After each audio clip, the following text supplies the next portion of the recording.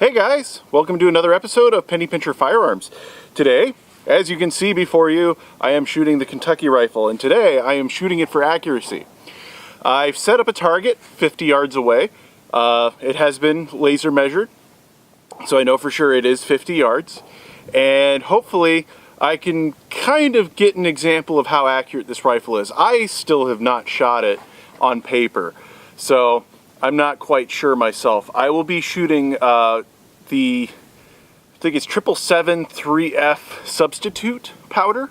Don't know if it has a special name or anything. I think it's just 3F. And I'm shooting 60 grains. I'm shooting my standard balls, and I will be shooting with lubricated patches. So I've already got it loaded. All I need to do is put a cap on, and we'll get our first shot out. I will say I'm going to save you guys from having to watch me reload every time. I know I've been doing real-time shooting videos, so you could see me as I'm shooting rather than cutting from shot to shot. This one, mostly because it just takes so long to reload and everything, I'm just going to save you guys from that. So, let's get a cap on there at half cock. Get myself all settled.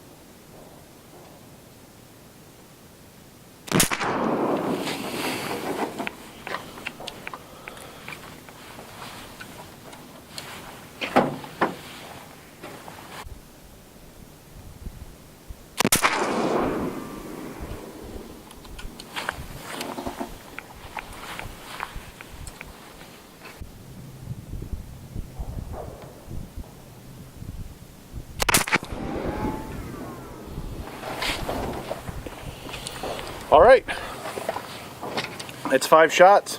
Let's go take a look. Right, that's not very good, but you know, I'm still getting used to black powder, so I kind of equate it to that. But you know, for black powder, I can't say it's too bad. It's a lot better than when I had the Sharps, for sure. At least I'm able to get all 5 rounds on target, unlike before where I could only get 1 of 3. So that's pretty good. It could be that I just need to get used to this rifle. Like I said before, this is the first time I've shot it for accuracy, so I'm not sure exactly, you know, what this rifle likes or anything like that. So it's definitely one of the learning experiences I'll have with firearms. Black powder, like I've said in the past, is relatively new to me. I have not been shooting it that long. I just started shooting black powder about a year ago, a little less than a year ago, in fact. So, you know, this don't take this as an example of the rifle yet. Maybe in the future. It could just be that I don't know the right powder load or something else. I'm not quite sure. So, you know, just don't judge the rifle quite yet. Well, I gotta say, you know, I haven't had a whole lot of experience with shooting black powder. Like I've said, I've only had about a year. And this is probably the first time in a while I've shot at 50 yards with black powder. And I feel good about it. I feel like I can definitely improve. I don't think the accuracy that we saw today is really an example of the rifle. It's mostly me needing to learn the rifle. I'm not quite sure what load it likes the most. It looks like it doesn't like the 777 3F 60 grain load that I just did. So in the future, I guess I'll have to fiddle with it, and once I actually figure it out, I'll make a genuine video showing you guys actually how accurate it is. Now, on the other hand, if I do find out that no matter what, I keep getting a spread like that, then I can't say this is the most accurate rifle in the world. But I'm thinking, you know, if I was a frontiersman and I was hunting, 50 yards is about as far from a target I would want to be anyway. That way I knew what I was hitting. You know, the target's not very big. I think it's about the size of an 8x11 sheet of paper if you don't include the bottom. So really, it's accurate enough to take out a deer or any other like medium-sized game.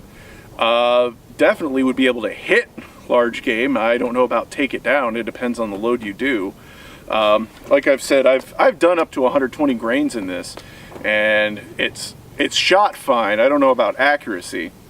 So that's going to be one of those things that I need to play with a little bit. And hopefully in the future, like I said, I'll be able to show you guys whether this thing is truly accurate or, being a penny pincher, not very accurate, and maybe you want to go with something from like Pedersoli. Personally, I think though that this is probably a pretty accurate rifle. The rifling's really sharp in it.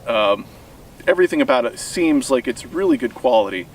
It's not the highest quality, but it works, it functions, and really, back in the time period that these were popular, that's really the most you wanted, was decent accuracy and it functions.